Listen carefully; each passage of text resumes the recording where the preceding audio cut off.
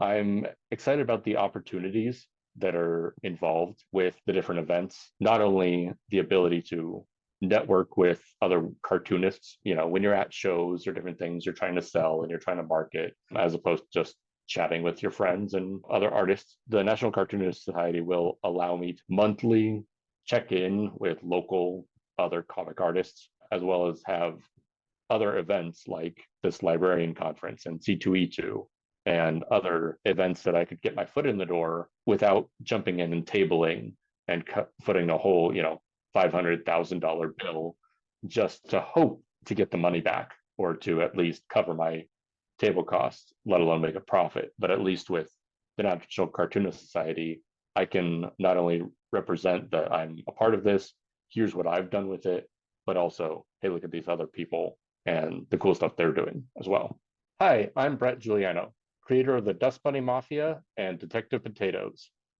You can find me at comics.dustbunnymafia.com, and I'm on all the social media at Dust Bunny Mafia.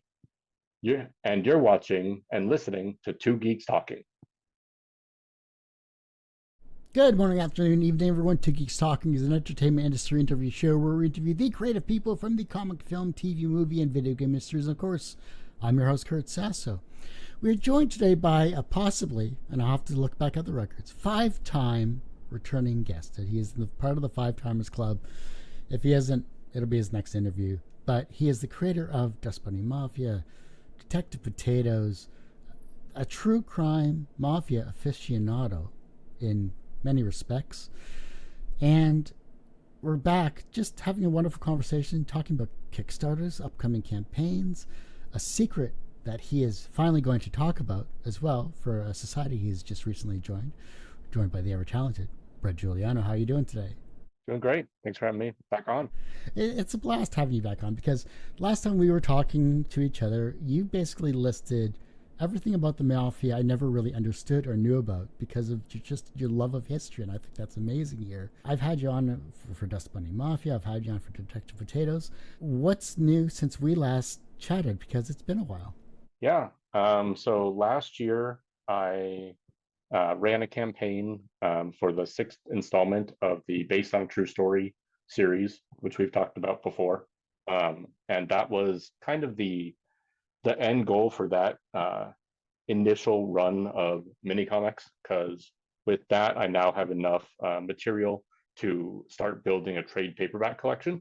So I'll have over 200, shooting between 200 to 250 comics that will all be accompanied by little bits of history in which I retell mafia stories in a fun and engaging light, in the same way that Looney Tunes discussed opera and arts and culture.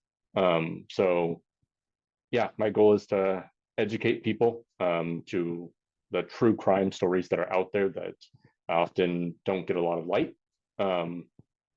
And so yeah, that successfully crowdfunded in March or April of 2025, which actually led me into creating a short campaign for a digest in which I prepared you a little bit for, called Mafia Unmasked.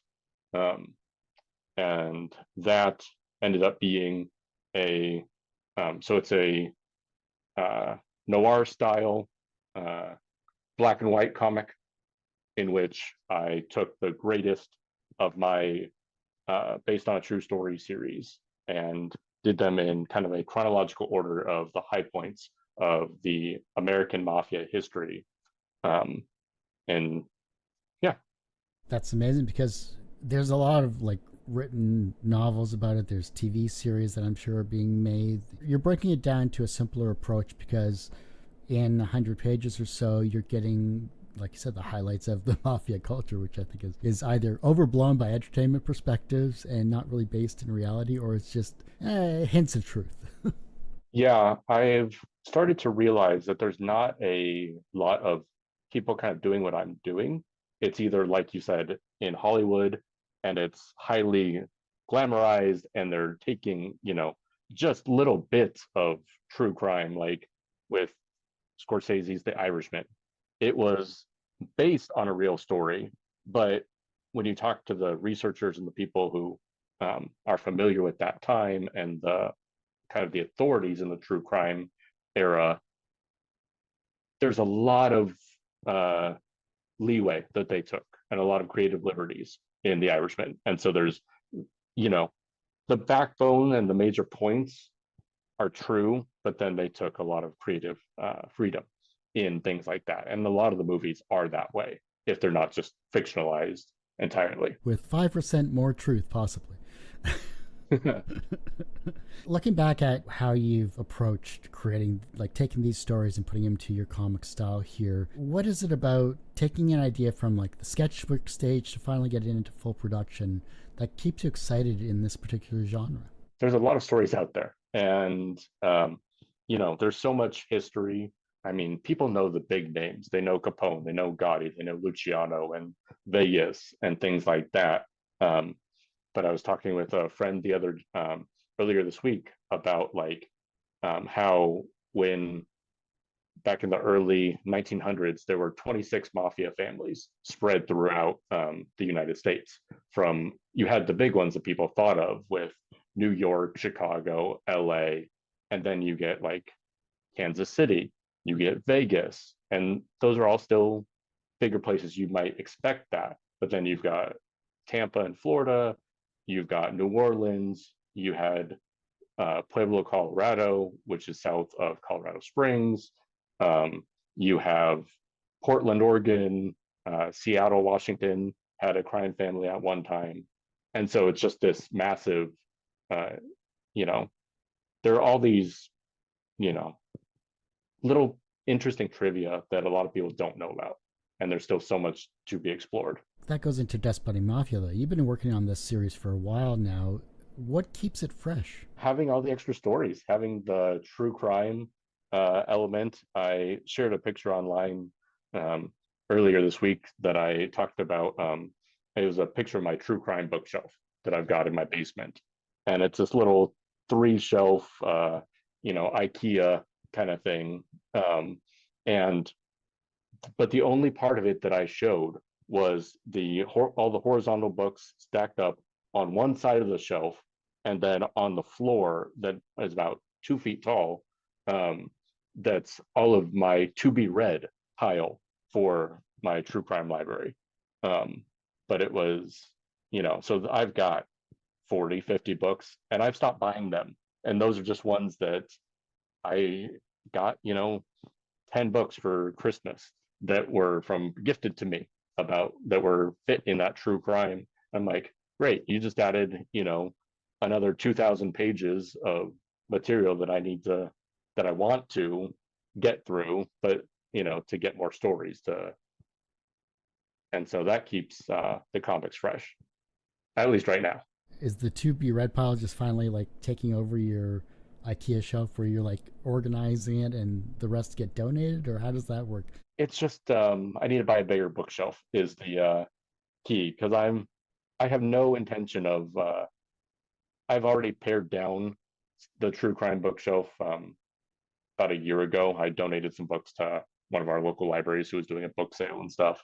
Um, but all the ones that I have, I want to read, and the ones I have on my shelf, I don't feel like parting with, at least not yet.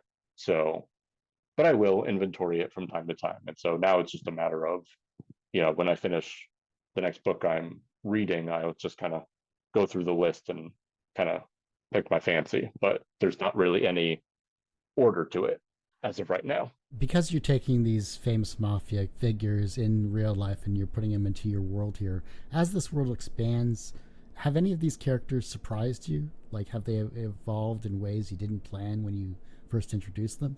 Yeah, I mean, there's a couple of characters actually more recently. I'm starting to work on a new character that came out of. He's not officially like in my Mobimals realm. He is a mobster animal, but he doesn't qualify he doesn't have a nickname that corresponds with the real life one.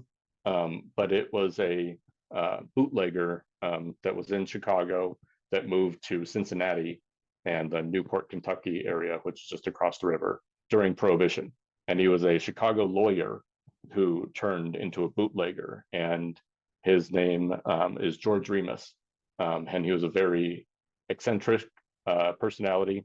He's one of the inspirations for Fitzgerald's Great Gatsby. So like the idea of like the lavish parties that Gatsby threw and things like that, that's kind of this George Remus character. But he was a lawyer. He took the ideas of whiskey and stuff and alcohol being illegal only if you sold it or if it wasn't labeled as medicinal. So he bought all of this, all these warehouses and things that were going, all these bootleggers were trying to get rid of their merchandise because they didn't want the federal agents to seize them and jail them. And he's like, I'm just going to buy them. And then he would label the different barrels medicinal. And according to medicinal laws, you could own alcohol and you could sell them at pharmacies, but it was a loophole that he found and exploited. And so he became, it's a, so I have a Fox character based on Giant Fox Torio that I've used in a lot of comics and in banners and stuff throughout probably the past 5 or 6 years. And I really wanted to differentiate this Remus character because they both came from Chicago, but I turned Remus into a raccoon, even though the fox was my original plan to go with the character, but I didn't want two Chicago bootleggers with the same like animal mobster personas, and I didn't want things to get confusing with my longtime audience who knew this one character, and if I had another fox pop up with a similar kind of origin, I didn't want things to be confusing. And so I was like, kind of an evolution of, oh, I need to future proof this because if I'm going to start using this character, I want to make sure, that there's clarity between them.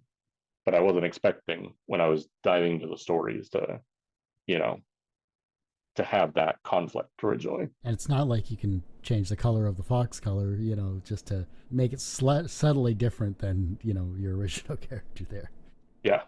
I don't think we really dived into your creative process because it has been a while. We usually talk about the characters and the story and everything like that. What's your creative routine look like when it comes to, say, setting up a story for either Mobimals or for Dust Bunny Mafia or Detective Potatoes? So Detective Potatoes is quite a bit different than the other two because it's co-written with a friend of mine, Dan Bernstrom. And so that was actually the origin was a side project. So Dan and I were college roommates, and ever since I came up, and we've stayed close, and ever since I came up with the idea of Dust Bunny Mafia, as a writer, he was like, "That's it. This is going to be one of your things. I could see you doing these comics and these characters forever." And he was so excited for me with it, but he also was like, I would love to play in that sandbox at some point. And so after, I don't know how many years, but eventually we came up with the idea of, okay, what if we do some like noir stories, all ages mystery with Detective Potatoes and just kind of spin off his world a little bit. And so that's where the idea with the Detective Potatoes novels to come in. And it was really a side project and just hey, what if we try this? And you know how to crowdfund. Dan was saying he knows how to write novels. And so we thought, pair it into this kind of hybrid prose and picture story. And that's really just kind of how it was. And we did a lot of brainstorming about what about this? How about, bootlegging coffee or bootlegging, it was originally bootlegging alcohol, and then we wanted it to be more all ages friendly. So then we did coffee instead. And so, but on those original calls, I would spit out these mobster facts like we would do on these chats, and he'd be like, "Oh, let's take this and put it in here and rework it like this." And so there's threads of truth layered into those Detective Potato stories, and they've just kind of set up. Each story kind of ends on a slight cliffhanger, and at least there's enough of a twist at the end to lead into a natural next story. And so that's how Detective Potatoes works, which is completely different than all of my other um, stories and plot lines with Dust Bunny Mafia, with the Mobimals and things like that. But when you're creating a story, when you're taking like a real life story and you're converting it to your comic, what's that process like? Yeah. So when I'm taking a real life story, usually, I mean, it just comes from being inspired when I'm reading or when I'm watching a documentary or hearing a, snippet on a podcast or something like that. And at that point, I'll, pause it, take a picture, write it down, do something to capture the actual transcription of the audio or the text. Um, and then I will usually, there'll be one line that's really interesting or something that'll just hook me. And I'm like, that's it. That's what I need to translate into a 3 panel comic, or this would be a great, 10-page story. Um, and it's just that like inspiration of just loving the material um, that kind of gives me the sparks. And so when I've got a snippet that I want to work on, I capture it.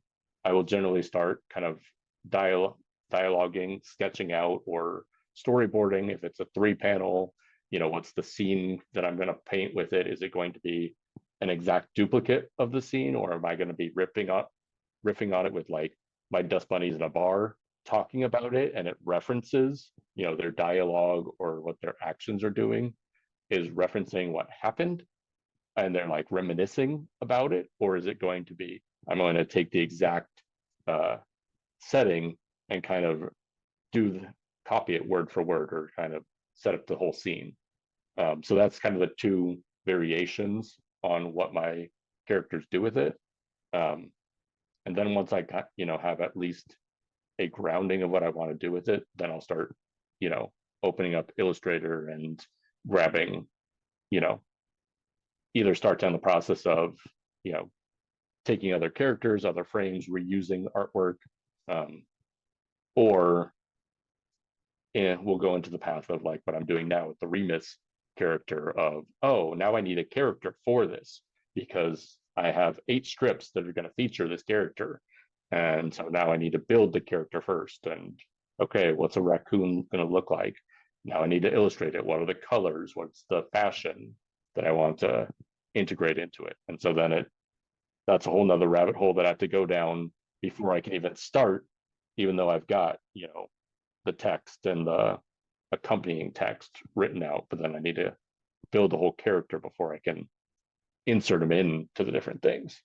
Kind of reminds me of how the South Park guys put together their stuff. You know, it's just like so many different characters that they've had to put together over the years. It's the same for yourself as well. At least you give them better fashion. Well, I would certainly hope so. The one thing that's different in your lower third, for those that are watching this, is that National Cartoon Society. Talk us through how that came about, how you applied, what that conversation was like, because that's a huge congratulations, and I'm glad to see you're part of that amazing society. Thank you. Um, it's been a dream of mine to be a cartoonist. And there was a lot of time that I was making my comics that I didn't feel I had the imposter syndrome of I was just making a web comic. I was just, putting out this little book that was print on demand for Meet the Family and things like that without actually, being a real cartoonist because I was making a living doing it. But ever since coming to Chicago, going to events like C2E2 and which is Chicago's Comic Con, and things like that, I would meet other comic creators and then find out they were a part of this cartoonist society. And the National Cartoonist Society is both for hobbyists and working professionals, and editorial cartoonists. There's a lot of different facets in that are that cover the different members and their member types, and they're very welcoming in terms of, you know, I don't do the same style you do, but I still respect what you do.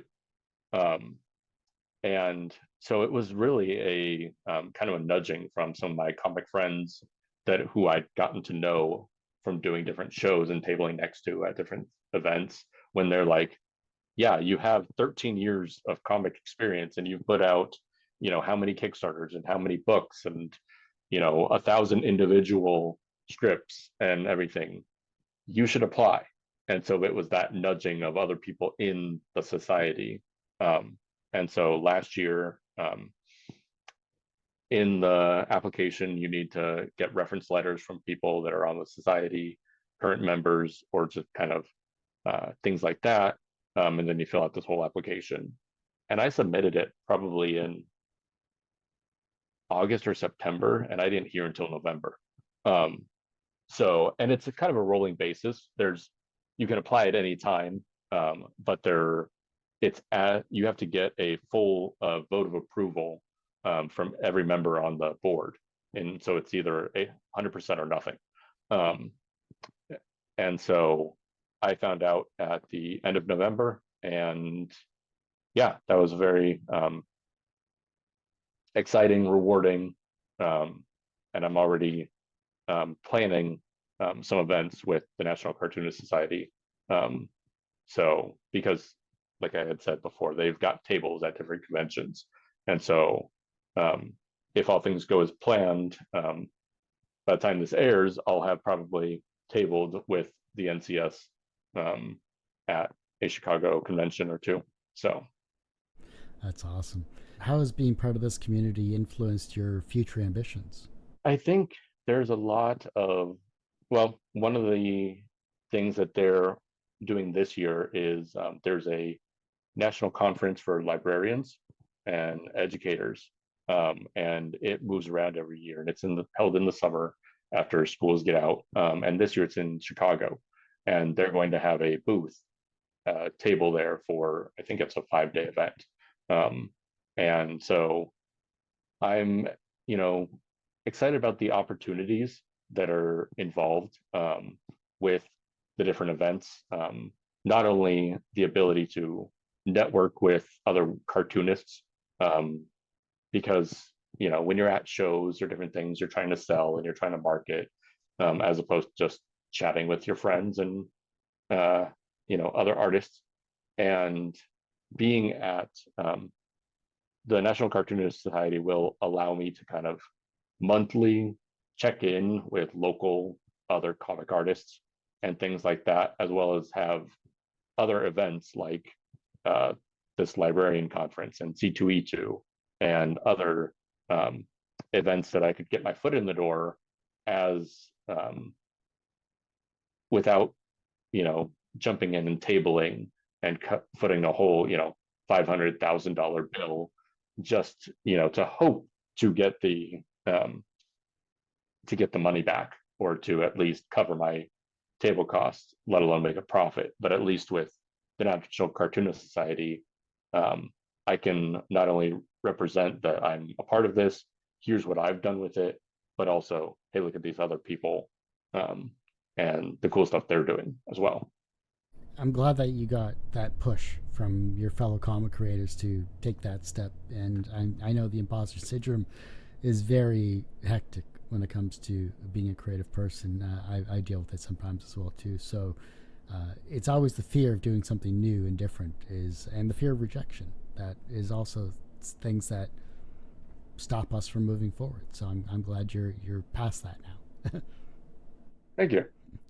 Past interview we've had is about the Mobimals playing cards. That campaign did well. I know our conversation was great, and I loved just asking you the various questions we had there.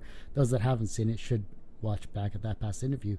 Are you thinking about making a second set of that? What's going on with that? Yes. So there is a second series planned. I've got, I want to say about half of the cards, characters illustrated, which for those that don't know, it's a whole deck of playing cards featuring these Mobimals, mobster animals based on real life mobsters. And then each card corresponds to a different mobster, and then it tells their name, their nickname, where they're from, um, when they lived and died, that kind of a thing. And so for each deck, I've got 52 cards that are all original characters. And so with this one, I've got all of the planning done, and like I've got a big Excel spreadsheet for what cards are going to have what characters on them. Um, but yeah, I think I've only got about half of the characters illustrated. I have um, 5 or 6 that don't have a animal attached to them yet because they've got a more ambiguous, like the beast or the animal. So there's a few that are still lingering for they need a character or a animal to correspond with. But if all things go well, that'll be a fall Kickstarter. Uh, I think it's interesting because you don't always equate like playing cards to these colorful characters that you have created. I'm glad that first campaign went well. What are you going to be doing a little differently this time around? Is it the same printer? Like, did you learn anything from that first time around, especially with playing cards being a completely different medium? I've done playing cards twice. Once for the Mobimals, but then once in 2021, I actually did a deck of Dust Bunny Mafia playing cards. And so, um, but I like the printer. I wouldn't change anything about that campaign. The only thing I might do is I had one Joker card. Um, so with the deck, it came with 55 cards in the deck. And so you have the 52. And then normally I had 3 Joker cards, but I had 2 of them be guest artists doing um, their interpretation on my characters that weren't featured in the original deck. And then I had one that was a commission card. And so this time around, I would actually probably open it up and do less guest art and do 3 commission cards and have more, basically open the opportunity for more fans to kind of get that level of getting their character, their custom modelable character on a card. And then with that, it also, since it's a higher tier and it costs more money, they get like 6 decks of playing cards or something like that so that they can, you know, have some to keep, have some that are unopened if they want to have the collector kind of item, um, things like that. And then I'll also include like a sleeve so that they can like put it in a nice little, they can open one up, put it in the sleeve, and have it like displayed if they want to for their custom character. Um, but yeah, other than that, I think the campaign went really well. I was really happy with it. Um, the other thing I might do is actually try and get another plushie created for one of the Mobimals characters. Previously, um, I had Bugsy Siegel uh, turned into a little plushie, and then I had um, the chin for Vincent Chin Gigante turned into a chinchilla in a bathrobe. But these ones were handmade and in small batches. And then with the last Detective Potatoes campaign, I actually bit the bullet and went to China to manufacture a real plushie in a larger quantity. And you can just tell by looking uh, between the two of them, the details and the quality control and different things are a lot different when you're manufacturing at a larger scale than the handmade. And so I would like to do, if I can, I don't know if it'd be a stretch goal or if I would, just add it into the campaign, but for the Mobimals, get one of my kind of signature characters, Lucky Luciano as a cat, Mad Dog Cole as a Chihuahua, or something like that, and have one of those characters also be in a real plushie form. Yeah, that'd be good. Eventually, you're going to have a Pokemon style plushie collection, right? Like collect all however many you've created. Yeah, there's actually a big entrepreneur that I follow called Gary V, who's talking about building the next Pokemon with his V friends, and he's doing comics and cards and things like that. And I'm like, I need to get on his show to ask him a question to be like, all right, I've been doing this. How do I, level up the next But yeah, I mean, I would love to do, have whole plushies, have, the trading cards and everything kind of fall under my umbrella of the next Pokemon or Marvel series or that kind of a world. DJ Kaufman's the artist for the V Friends, so he's a very talented original webcomic creator turned into an illustrator, and now working with Gary V. Talking with him, like just tossing him a quick message, he's easily approachable as well. And Gary V, like I think he does the occasional AMAs or anything like that. Like he's Yeah. very active on social media. Toss a question, like add him on something, even if you took a picture of your plushies and at Gary V, hey, I'm already doing this. What's your recommendation? Yeah. You might become viral and just on that alone. Yeah. No, that's a great thought because I mean that's what I was laying out. I was working on laying out my next book the night last night, and I had a Gary V podcast that I was listening to while I'm laying out this, and one of his Q&As and stuff. And so, and yeah, as you said, he's very active on there, and I was like, all right, I need to get on one of his little things because I know he's accessible. It's not like he's one of the people that are, I'm in my high tower and I don't talk to anyone. So He's definitely distilled some really interesting wisdom about promotion and social media and short content that I've followed as well. And it's just like to put it into a level, he can tell you about it, but you're the one that actually has to go out and do it. So that's where 90% of the people stop. You got to take that first step. yeah, there was a bit I was listening to where he was talking about whatnot and live selling. Someone asked him a question and said, I've done a couple shows, da da da, and he's like, you need to come back to me. It's not getting the traction that he wants, and he's like, I've done it for like 8 hours, and he's like, yeah, come back to me when you've done it for 100 hours or 300 hours, and then tell me that it's not working, and then I'll work with you. But until you actually invest the time into it. You can't just say, oh, I went to the gym once, I don't see any results. I guess I'm not going to go again. Oh, I made my first batch of coffee and it was horrible. I'm never going to drink coffee again. Yeah.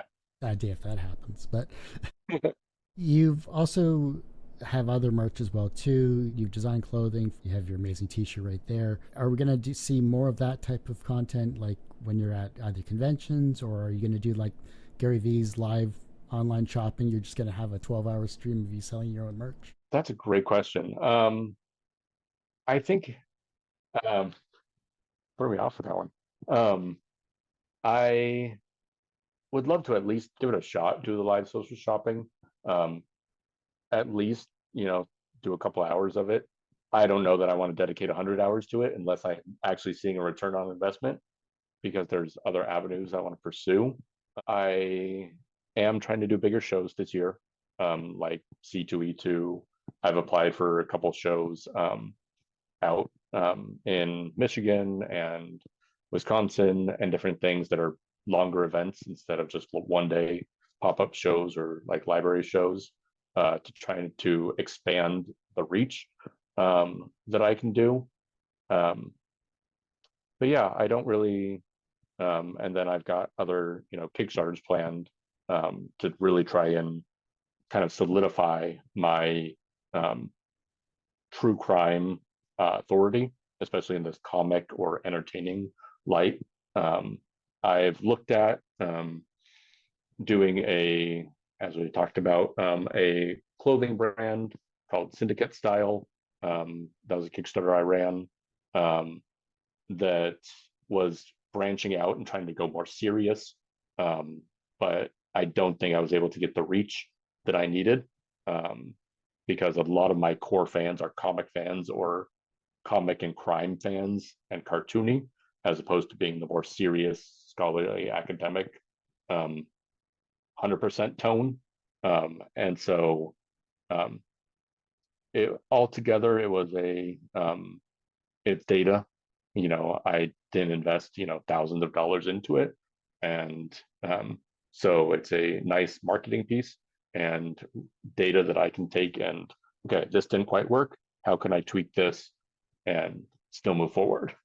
Are you going to be like collecting your books into omnibuses or into like 3-issue collections or mini omnibuses or anything like that, whether it's with Dust Bunny Mafia or with any of your other works? So the Based on a True Story series is actually becoming a trade.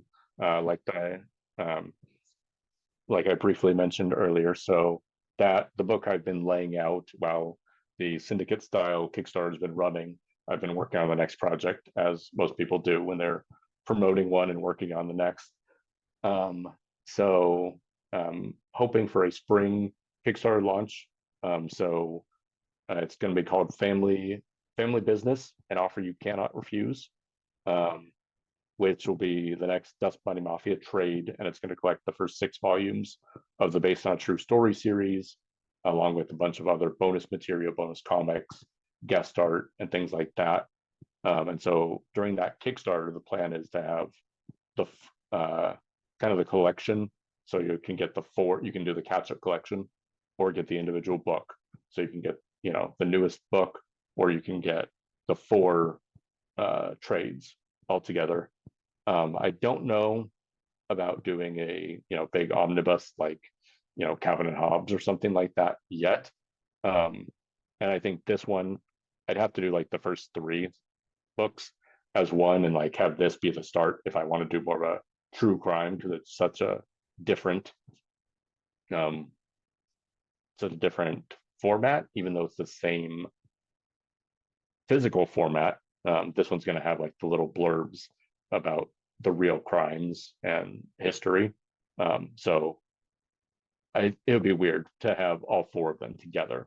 But maybe someday. But I think right now I just kind of want to dig deeper into the Based on a True Story and that kind of angle, and building up the authority of the history, the real history that I do, even though I'm presenting funny comics.